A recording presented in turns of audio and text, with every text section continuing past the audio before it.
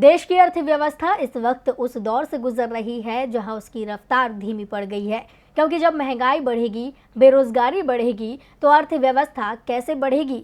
लेकिन इस हालात को समझते हुए भी मोदी सरकार कोई ठोस कदम नहीं उठा पा रही है।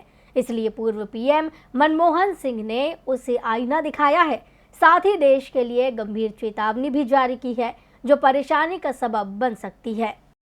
साल 2014 में देश की सत्ता में आने को आतुर पीएम मोदी ने पूर्व पीएम मनमोहन सिंह को लेकर महंगाई के मुद्दे पर जमकर घेरा था।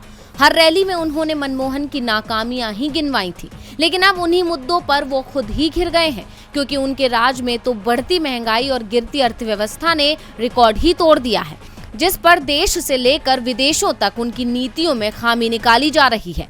पूर्व पीएम मनमोहन सिंह ने भी भारत की स्थिति को लेकर चिंता जताई है। साथ ही कांग्रेस और बीजेपी सरकार की तुलना कर पीएम मोदी को हकीकत का आईना दिखाया। उन्होंने कहा कि 1991 में 30 साल पहले कांग्रेस पार्टी ने भारत की अर्थव्यवस्था के महत्वपूर्ण सुधारों की शुरुआत की थी और देश की आर्थिक नीति के लिए एक नया मार्ग प्रशस्त किया था।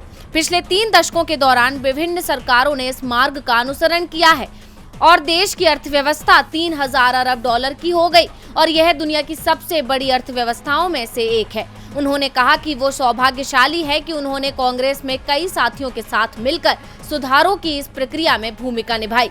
इससे उनको काफी खुशी और गर्व की अनुभूति होती है। लेकिन अब पिछले कुछ सालों में देश की स्थिति खराब हो गई है, उसे देखकर काफी चिंता होती है। पूर्व पीएम मनमोहन सिंह ने चेतावनी देते हुए कहा कि देश के लिए आगे की राह 1991 के आर्थिक संकट से भी ज्यादा चुनौतीपूर्ण है। देश में अर्थव्यवस्था के लिहाज से काफी मुश्किल वक्त आने वाला है, जिसे भांपते हुए मोदी सरकार को नई नीति बनानी होगी और देश को मुश्किल दौर से बचाना होगा। अब मनमोहन सिंह ने तो पीएम मोदी को सलाह दे दी, लेकिन वो उनकी नीतियों पर चलते कहां हैं। इसीलिए तो बीजेपी के राज में ही अर्थव्यवस्था बद से बदतर बनी हुई है, जिसका हर्जाना जनता को भुगतना पड़ा है। टीवी लाइव की रिपोर्ट।